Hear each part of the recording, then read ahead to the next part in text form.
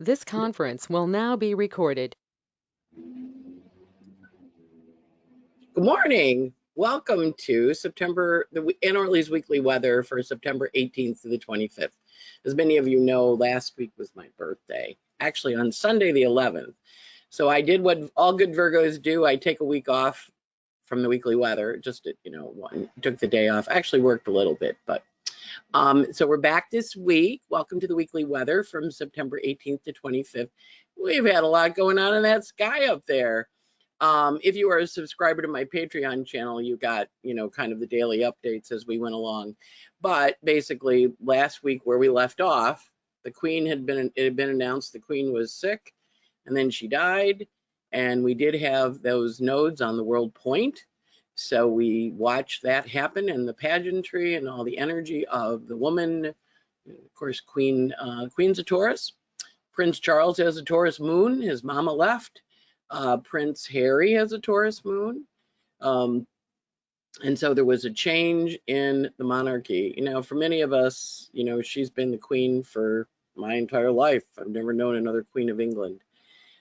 So it marks a major change.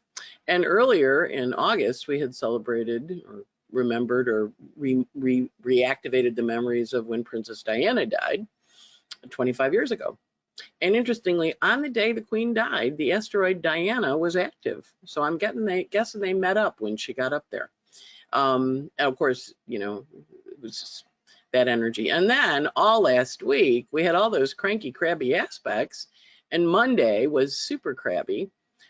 So there was a lot of energy around those indictments coming out. So we're moving forward. It was a moon in Aries. There were hammers of Thor's. There were fingers of God. We have more this week as Mercury continues into retrograde.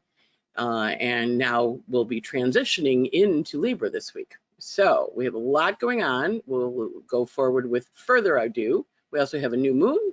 We also have the seasons change, where the sun in the northern hemisphere gets shorter by a minute every day, and the days are now going to be longer than the nights. And in the southern hemisphere, our folks get spring. So we have a lot going on, and we'll talk about the heavens and what's happening and how you can work with the energy. Thank you for indulging me on my birthday. Thank you for all my happy birthday wishes. And I thought it was really funny. I got nominated for that, best podcast, and then it went blank for 2 weeks because I was traveling on vacation, and then I was my birthday. So this Virgo girl's back to work, and off we go. And my solar return for this year looks really kind of nice. It's a moon Jupiter in Aries, so I think I'm going to be busy. So we look forward to working with you in the month, year ahead, as we explore the heavens and see as above, so below, and how they work for you. So without further ado, off we go into the weekly weather. And this is being pre-recorded because I'm away speaking at a conference on Sunday. And the last time I was up there, I tried to do, that was when I was still working with Astrology Hub, we tried to record the podcast and the transmissions were horrible. So I just am recording it ahead of time. So this is being recorded Friday morning for rollout on Sunday. And off we go. All right, first up, time to get involved, push back, speak up, volunteer, donate, and vote. We have 73 million people in this country that don't vote. Time to vote, time to get your voice in the action. Don't vote, can't complain. You can't go complaining about it if you haven't voted. So to register to vote, go check out headcount.org. I saw this and I checked it out myself, and I checked my voter registration was okay. It tells you your polling place, tells you where you're registered. Check it out, does it for all the states in the union. So register to vote, please, please, please. The more of us that show up and speak and say our mind, the better. And we are having a Pluto return, and Saturn is on the moon in the Pluto return, which invites us to speak. And the election is on an eclipse. You know how I love those eclipses. It's on an eclipse, and Mars is retrograde in Gemini, which is the Mars of our natal country. Mars of the aspirational chart, the Sibley chart, has a Mars in Gemini, and so Mars is retrograde on election day. So it's going to promise to be an interesting election day, and with lots of reversals because Mars is retrograde. So your vote matters. Don't assume that other people are going to vote the way, don't listen to the polls. You register to vote, you give your opinion, you say what's going on. Only 20% of the people between age 18 and 34 are registered to vote. Not a lot. And I have great hope in the millennials and the young people because they really see the world in a completely different way. I was talking about this with my friend Madeline on my birthday. We went out for dinner, this wonderful Turkish restaurant in New York. And she had written a paper on Eris, the goddess of discord, when she was working on her analysis credentialing from the Jung Institute here in New York. She did a paper on Eris. And of course, Eris was discovered in 2005. And Eris is very active this week, interestingly. And she had, you know, when Eris really kicked up, we really got the Me Too movement starting. But Eris is the feminine energy that causes disruption and discord. And the energy of Eris speaking up, and of course, the divine feminine being a little angry. You know, can't say Mother Earth's not angry at us for being such messy kids.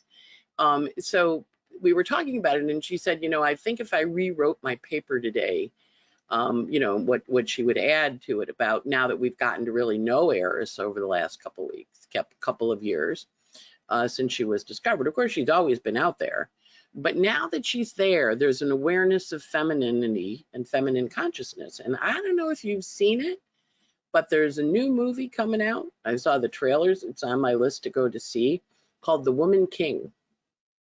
And Viola Davis, it's her opus magnus. And the kids today really see the world in very different ways. They do not understand how we old guys see it. And I'm not, you know, I'm not picking on us, but they have a different perspective in the same way I have a different perspective than my parents did, in the same way our parents had different perspectives than our grandchildren, our grandparents did.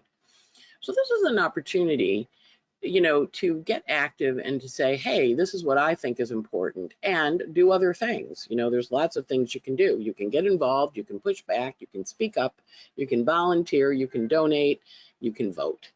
And the more we do those things, the more we have an active community. With Pluto going into Aquarius next year, it's time for us to be active and say, hey, this is how I want my world to be. This is how I want it to be for the future.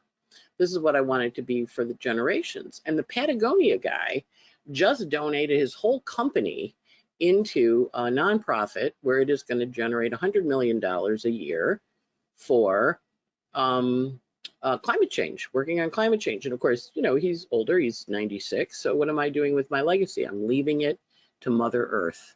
Mother Earth, as Trevor Noah says, has a bank account now. She's got $100 million in the bank every month, you know, every year, I guess. So she's going to be spending it on that. So you figure out what you want to do and work on it. Remember, because you're here for a reason. Your chart says why you're here. Get involved, push back, speak up, volunteer, donate, and vote. And off we go into, and remember, register to vote at headcount.org. So first up on Sunday, today, when you're listening to this, because I'm scheduling it for release, hopefully that works, is the Sun trine Pluto. This happens every year. It's a closing trine in this case. You can see the sun down here at 26 Virgo and Pluto at 26 Virgo. So when we have trines, we harvest things. When it's an opening trine, we get the first blush of crops. When it's a closing trine, we get the fruits of our actions. Now we know this Pluto return, when Pluto went into Capricorn back in 08, was with the economic collapse. So there is a lot of noise next year about, you know, as Pluto leaves Capricorn, there'll be another collapse. And that's probably true because the way a planet enters the sign is how it leaves it. Think about your relationships. When you start a relationship, say it takes 11 months to get into it, takes 11 months to get out of it. We begin things and then we end them the same way. There's an echo because the planets go, well, you know, when you started this story, and then when you go, okay, let's end this story, the planets do the same thing. So because Pluto did cause such economic disruption, we have the war in Ukraine, we've got a proposed transit strike, which will probably happen because Mars is retrograde, Mars is moving, and Gemini is transportation. So the trains are supposed to go on strike. They're in a cooling off period right now. but that end of October through January might be a little dicey for transitions. We also have Uranus going to be in the decant of poverty, Capricorn decant, when we next year for the from 20 to 30 is Uranus unexpected interruptions due to Capricorn issues. Capricorn, of course, rules corporations, wars, governments. So we have Ukraine down, the breadbasket of Europe, and we will probably have other food and housing shortages. So it's a heads up. We are figuring out where we're going and what that next chapter is going to be. And we can see here, this nice finger of God between, or this nice square rather, between Uranus and Saturn here, which we had all last year 3 times. Now, they don't actually meet up this year, but they are talking to each other. And they're forming a sesquiquadrate down here with Mercury.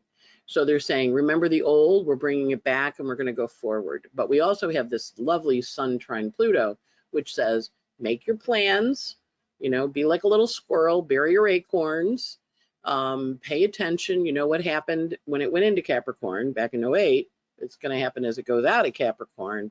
How are we going to work with it, right? So very strong, intense energy with this closing trine.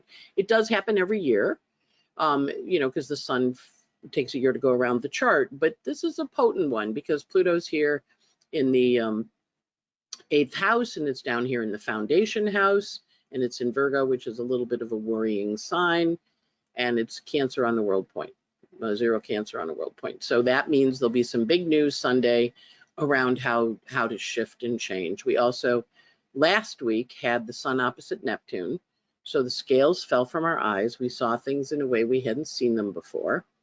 And now we're tuned in. We're aware of them. Mercury is, of course, retrograde down here in Libra. So he's trying, and he and Venus are in mutual reception, so they can share knowledge very easily. But also this can very quickly devolve into criticism. Like, okay, you're not doing what I want. And with Cancer moon out of bounds, people are very emotional. So you just have to go, I know you're emotional. I get it. What can we do? What can you do about it? Don't go fixing it for them. This is time for personal accountability, right? So if, you don't have to rescue anymore. You can just say, I hear you. I understand that you're having trouble, but you're the one that has to change. The other person is not going to change. You get to. And Juno up here at the top encourages you to partner with yourself and change towards what you want. Venus is coming to oppose Neptune. So she's got an energy too that's coming in, but the sun last week saw things clearly and now moving forward. And I know you didn't have the podcast from last week, but the aha moment where you find out things. As I mentioned, this week has a very big hammer of Thor, and it runs for a little while, right? So when we have these hammers, it runs as Mercury forms a sesquiquadrate, first to Uranus and then to Saturn.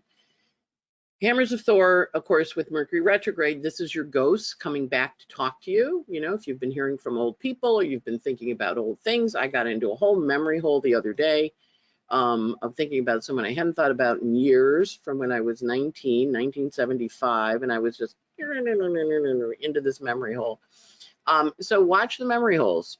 Watch looking at the structures changing around you. Now, if you have a Uranus-Saturn aspect in your chart, this is going to be big. For all the rest of us, it's still big, and it's finding out something really interesting and really important that kind of knocks us over, maybe.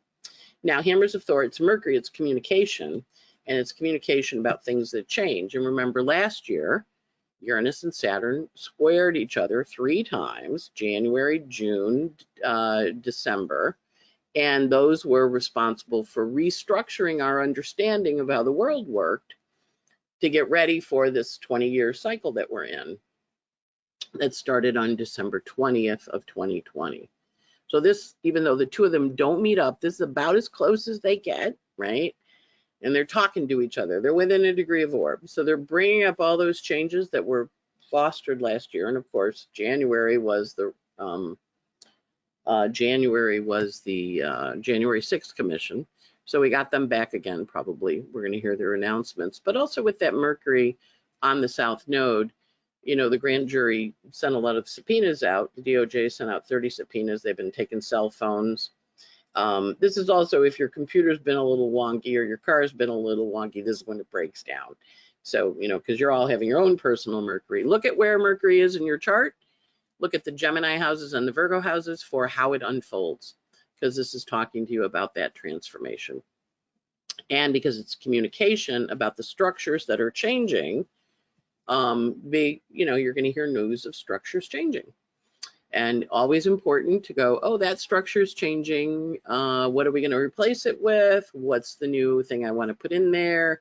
It's kind of like when you when you paint the house and you carry the couch out, or you move into a new house and you put your furniture in, you go, it doesn't really work that way. And you kind of have to rearrange things. So expect rearranging energy.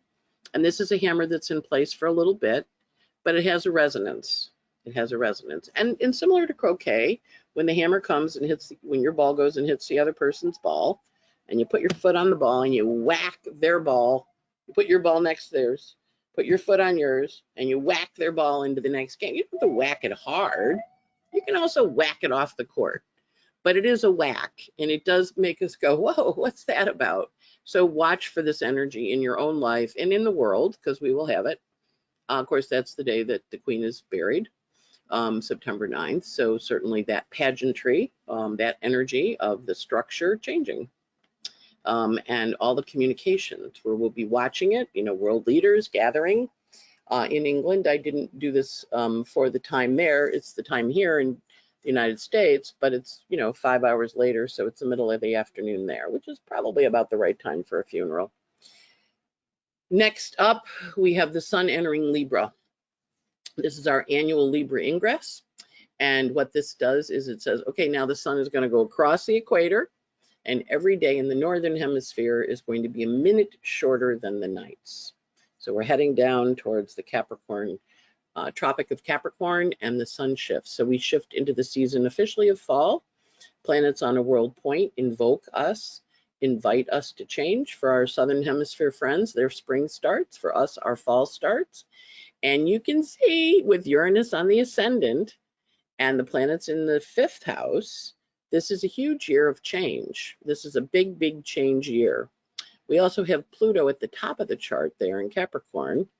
Capricorn at the last degrees. So we can expect a lot of transformation and a lot of change in this season ahead. And because the sun's on a world point, we're going to really kind of go, wow, boy, that's a lot of change. And again, I encourage you to vote because Mercury has combust the sun. You can see how tight it is, very close to the sun. Not quite Cassini, combust, which means it's very intense. And Mercury is also on a world point. So watch for world news on Tuesday. Yeah, Tuesday. Don't have my glasses on. And see what happens. And we also have the moon in a quincunx to Pluto. Now, this is, of course, the end of the transformation, the change of leadership that we're seeing in the world, all over the world. A lot of changes, a lot of people stepping down, a lot of people changing jobs, a lot of leadership people changing. And so this is a pretty potent energy for that. And we still have those nodes running on the world point. So until they get to 15, you get off of 14, we are in position for major changes. And those nodes are only on the world point every 19 years in Scorpio Taurus, right? So they take a year and a half, go through a sign, but they only hang out at that world point of 15 of the fixed, and you get a degree approaching and a degree leaving. And they've been at 15, so now they're going to 14. When they get to 1359, we're off the world point. But this is a lot of change. Death, Scorpio, towards change, Uranus. So in your own life, what do you need to release? Shout out to my friend Kathy. And she hates it when I say that because she says, I always have to poop when you say that. But it is Scorpio. Scorpio is the dragon's tail. It's where we can get a little obsessed. It's where we can get a little caught into stuff and go, yeah. And you have to kind of recognize that it's saying you're going to stay stuck. Or you're going to go do something that you love. And what is it you love? What is that? What does that look like? Right? And so that's important. And we also have energy about really understanding what that love is. And we see the Venus coming here closer and closer to Neptune. So we're getting ready to really unveil that new love, that new passion. Notice there's a mystic rectangle in this chart. You can see it in there. Mystic rectangles suggest callings. So you may wake up and go, oh, I'm supposed to do this. I hear a bird, I hear a lark, I hear a voice. Follow it. Pay attention. Remember, Mercury's retrograde. If one of your ghosts comes back, I can't tell you the number of clients I have who are getting contacted by people that they know, that they've heard of, people have heard of them. They're reaching out to them and saying, hey, you want to do this? This is a great time between now and the end of March to put these plans in place because Mars is in Gemini, offering you two options. So if you're hearing from your ghosts and they're offering you jobs or they're offering you opportunities, consider taking them up on it because they want to help. Next up, the finger of God that we're going to have on Thursday. This one's a mean one. And the finger of God, and again, I pull them out. So it happens for a few days, right? So as the sun forms an inconjunct to the Vesta Saturn, which is when the Venus was at 19, and she forms a quincunx or an inconjunct to Eris, the goddess of discord. And Vesta and Eris are in argument and working together, though. You know, Vesta's saying, I need to change my home, my hearth, my location. Saturn goes, my structures aren't really working for me. And Venus and Virgo is trying to fix it. Now, this is the cautionary one. This is when someone's going to say to you, hey, you know, it's your fault that I'm like this. And you need to look at them and go, no, no, no. We all have our choices. This is the time for personal responsibility, right? Personal accountability. And we're seeing it. We're seeing it in our culture. There's a desire to make people be more accountable for their behavior and their choices. Got a lot of Republicans scrubbing their websites. They were previously pro-choice, and now they're like, oh, no, no. Now that you're mad at me for taking away your rights for an abortion or your right to control your body, yeah. Sorry, I didn't really mean it. It's like, no, that's what you said. So you're either lying then or you're lying now. This is a mean aspect. You may be called out for lying. You may call someone else out for lying because Venus is in Virgo and she keeps track. She counts. Venus in Virgo counts and she knows, wow, you know, this is what happened. And you kind of go, oh, sorry. Yeah, you're right. Yeah, you're right. That's what happened. So, you know, it's giving it permission to shift and change, but also recognizing fingers of God are fated events. That's Thursday. Like I said, it's big week. Last week was too. You know, I was off on vacation, but I kept going, I should really do a podcast. And I'm like, no, you're on vacation. Or not vacation, you're on birthday vacation. And actually that was a good thing because my birthday was 9/11, right? And I was taking my birthday off. And that day I did, and my office was two blocks from the World Trade Center, so our windows got blown out, and my coworkers were caught in the dust cloud. So it's a good thing to take your birthday off. Next up, remember Mercury's retrograde. Now he's going back into Virgo, right? So he's counting, and the sun's on the world point. So that's a biggie. And as he goes back into Virgo, he goes, okay, I've been talking to you in nice. Now I'm going to take names and do who's signing up for what. So all the nicey plans things that have been going on. Now we're going to go, who's doing it and what are you doing and why are you doing it, and a push. We also see as the Mercury goes into Virgo, we're in a closing balsamic phase. So this is a wrap-up energy where the universe wants to wrap things up and get stuff organized and off out in the world. We also see that Mars is here approaching his trine to Saturn, which is always lovely because Mars and Saturn get things done. And that's an opening trine where he's going to say to Saturn, and Mars and Saturn are not friends, but, you know, Mars, you know, Saturn appreciates Mars getting things done. And as the Mars comes into trine Saturn on this day, you know, it's going to be, oh, my ghost called. Notice the Venus-Mercury square. I'm sorry, the Venus-Mars square. Oh, my ghost called and he said this. And that new information may change how you deal with things because now you have more information than you had before. So again, important to hear the information, important to understand what it is, but also to understand your relationship to it. Now that you can see the sun is coming in to oppose Jupiter, which is a bit of a grandiose energy. Not a bad grandiose, but a sense of, you know, I think I want to expand past where I've been And we love the sun. We love planets to Jupiter because he wants to make them bigger. And remember, Jupiter's retrograde. So he goes, whatever he's figuring out, he really implements when we get to December 21st. So he's gathering a lot of information, a lot of ideas, kind of doing his research, thinking, should I take this approach or that approach? I need to do something different with that Mars trine Saturn. So, and remember, Mars is going to trine Saturn 3 times. So this is not a one and done. This is a this is a journey. But you're going to be revving up. Then we have the new moon that happens on September 25th. And the new moon is at 2 Libra. And it is a 7-degree Pisces rising for this chart cast for DC. And the new moon, of course, initiates a new cycle. Notice Venus and Mercury are right next to each other, right? So they're coming up with a plan. And the new moon in Libra in the relationship house says this is how we're going to take and do our relationships. This is what we're going to do. We also have Mars down here, who's still in his approach to the Saturn. He's still a little bit away. That if that perfects next week, but he's pushing on it and he's saying this is the plan. This is what we're going to do. So there's a nice energy here, and again, you see another mystic rectangle in the chart of feeling called. You can also see a nice little grand trine in there around what you're emotionally interested in working on. Because remember, if you're passionate about it and you're emotional about it, you're going to go. And we're still, you can see how big the air bar is down here. We are really talking ideas. We're not necessarily implementing. And with the fixed energy very low, we're in a time of change. We're not fixed and stuck. We're building new habits. And that's the important thing to remember. The Saturn-Uranus is breaking apart the old structures.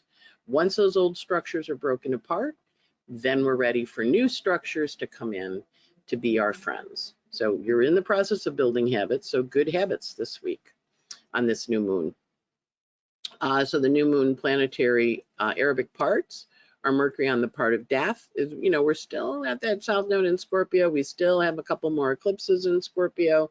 So we still are going to have some deaths of major leaders in the world. The Queen's not the only one leaving. We also have Venus on the part of sudden advancement, which pushes everything forward. We have a lot of commitment energy with Saturn on the part of marriage, and then a certain amount of treachery. Hey, it's the world these days. But the good part is the treachery is exposed, and we go, oh, wow, that was pretty treacherous of you. And they go, what do you think? And you're like, yeah, I think. Now, the other thing that happens with the new moon is we have this new moon phase family. So the new moon that we have a 30-day moon cycle, right? New quarter, full closing quarter. But we also have a longer cycle. This ties to the human gestation chart, human gestation cycle. So the new moon that happens on September 25th, the first quarter will be next June. And the moon will be at Libra Cancer. Sun will be in Cancer. Then the full moon, which is next March 2 years out, March of 2024, the sun's in Aries, the moon's in Libra. And then last but not least, the December one, December 22nd of 2024 is the sun's in Capricorn, moon's in Libra. So these 9-month phases between the moons, if you got pregnant on September 25th, you'd give birth on June 26th. Now you can be pregnant with projects, ideas, relationships. So look at where this new moon falls in your chart and how it works for you, because this is the energy that's initiating with this chart. And you can see it's very much a seesaw chart, meaning a lot of planets over here, a couple little outliers, but it's very much a back and forth. The chart wants to really partner. And we know that about our Libra planets. They really go, it's better to do it with someone than alone. And they like partnership. It's kind of like you can't play tennis by yourself. I mean, you can get a ball machine and whack the thing, but it's not as much fun as if you're running around back and forth. So Libra is a little bit like a tennis match. And you can see that Sun Moon is opposite to Jupiter. Now, I talk more about this in my new moon webinars. So there will be a new moon webinar on Friday night of this. So this is the 25th. So it'll be Friday the 23rd. Yeah, so we talk about it in depth, but take time to do a new moon ritual on this, because it is about how you want to expand your life around your relationships and how you partner with and who you partner with. So a lot of people have been feeling a little lonely lately. Like, I got rid of all these friends, and then there was a natural transformation with the pandemic. People move, people shift. My friends all moved to another city, that kind of thing. So this is also like, well, now that those changes have happened and you're in your new place, what do you want to do next? So that's the energy of this lovely new moon. And off we go. So that's it for the week. Those are the weekly weather. So we'll talk a little bit about specific days. So the sun runs from 25 Virgo to 248 Libra. As we mentioned before, it has the trine to Pluto. It also hits the nodes of fate, still on the world point. It hits the nodes of fate on September 22nd. So you want to pay attention to who you meet then, because those are big. Those are big times, that September 22nd. Then we also have the sun entering Libra. We have the sun and Mercury meeting up. That happens on the 22nd. They're both on the world point. Watch for important news in the world and in your own life. Big deal. And then the sun is parallel Eris, the goddess of discord, on September 25th, and also parallel Mercury. So that is, I am really mad about that. I always love when Eris gets people riled up, because you kind of go, ooh, looks like an Eris moment. And people get like really impassioned. Impassioned is what we're going to say. So watch for your being impassioned on the 25th. What can I say? Sometimes it's fun. Sometimes the world is a little more challenging. The Mercury is roaming from 446 Libra back to 2732 Virgo. And it has a hammer of Thor that we showed you. That happens on the 19th, which is new news of change tied to last year, January, June, December, right? And of course, to me, Mercury's paper. I'm thinking indictments. Or more stuff on that January 6th. We'll see what happens. We also have Mercury parallel Neptune, gives us a positive energy about things. And then we also have Mercury entering Virgo, where it's going to be for a while. It's still retrograde, remember, going backwards. And then Mercury having an aspect also on the nodes of fate. And remember, because the nodes of fate take 18 and a half years, 19 years to go around the chart, they're only on the point of fame for a little window, a period. And so right now, a lot of fated choices, a lot of permanent changes, Queen Elizabeth leaving, the shifts. So a lot of changes are coming in that are going to run for 19 years, because these are once every 19-year aspects. Normally the moon hits the nodes every month, and you meet somebody, or you have a good conversation, or you find a great book, but these are fated events around big changes and aha moments and, oh wow, that's what's going on. So it's important with that Mercury on those nodes. That's going to happen on the 24th to pay attention. And of course, the sun is on the nodes, as I mentioned before, on the 22nd on the world point. So these are aha moments where you're going to see things you hadn't seen before, right? Mercury, or hear things. That was Mercury. Venus is in 17 Virgo, and she gets all the way to 25 Virgo. So she's going a degree a day. It's a pretty good clip for her.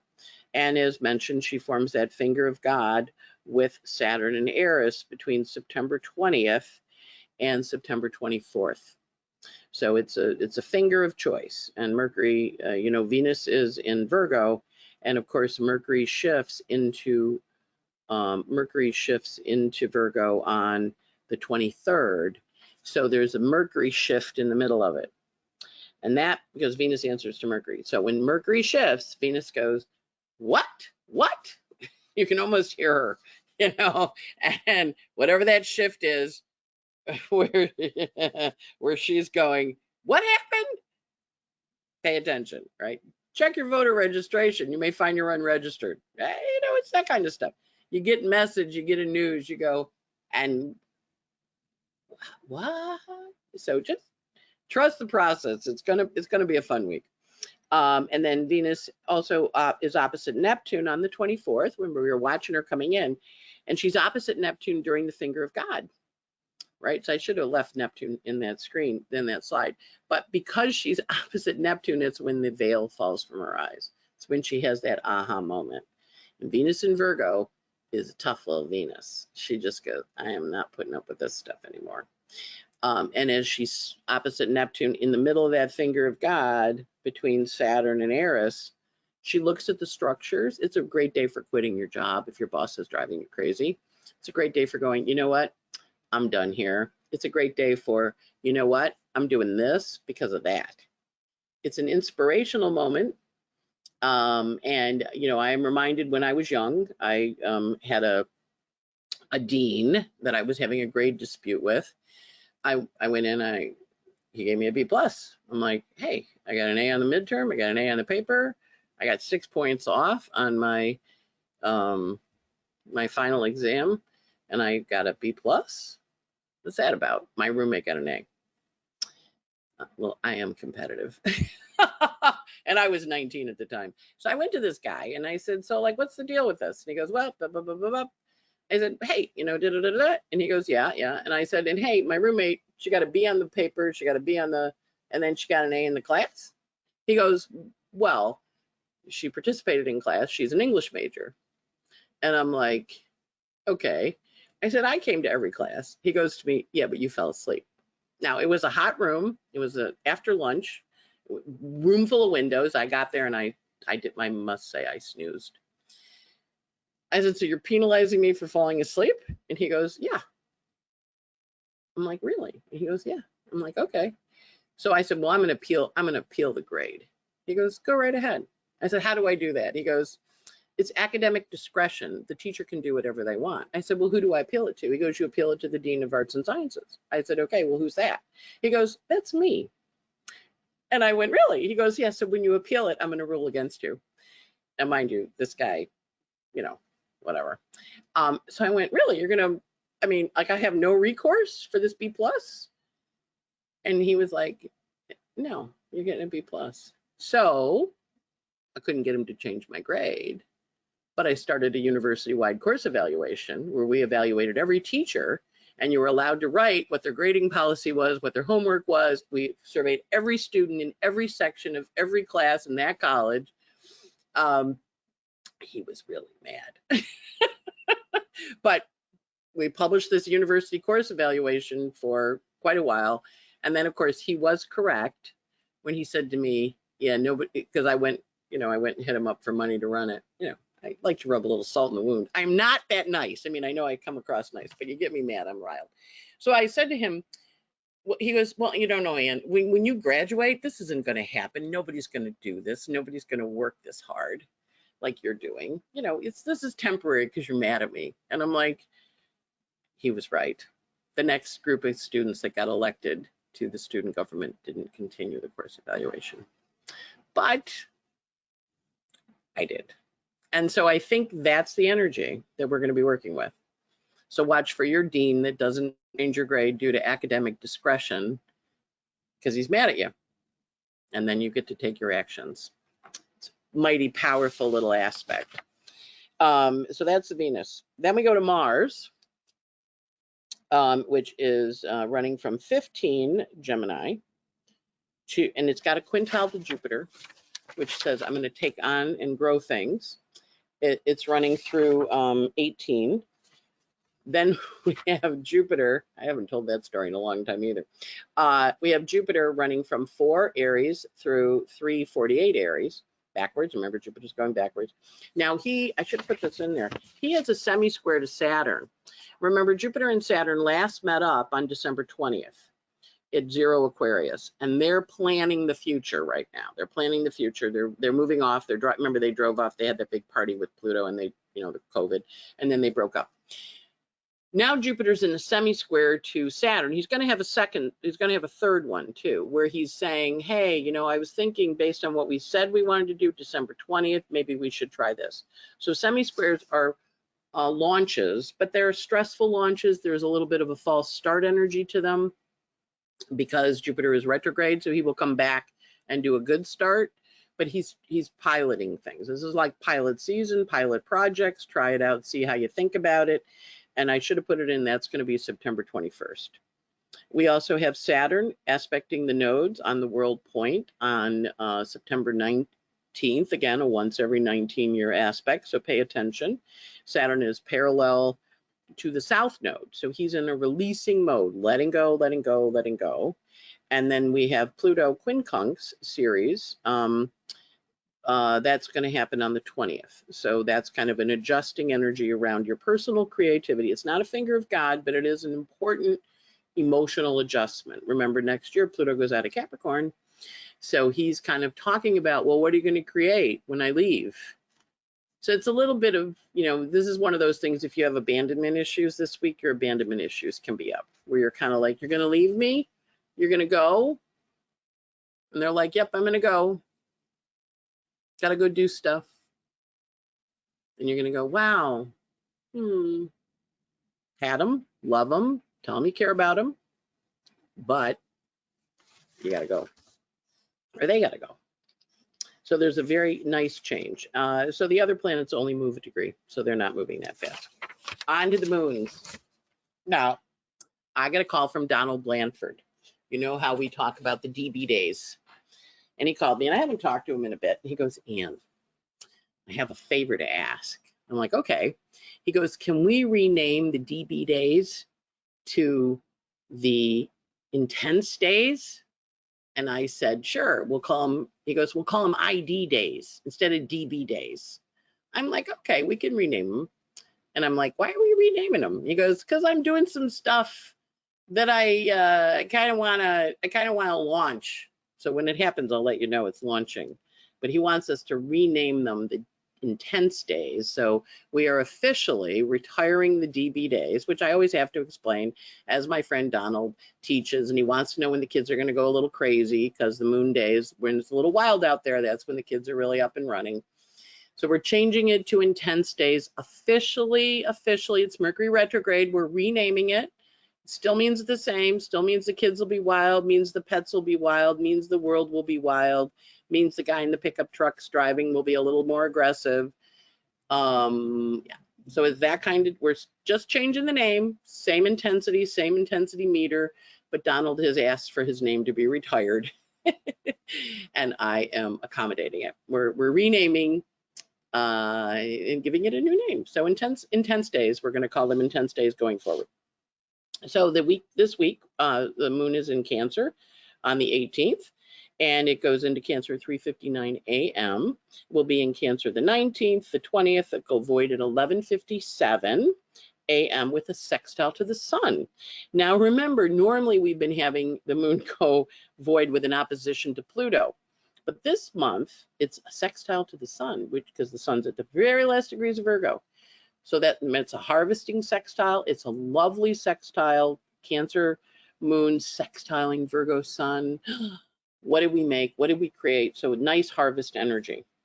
Then the moon is void for 4 hours on the 20th. It goes into Leo at 4:38 p.m.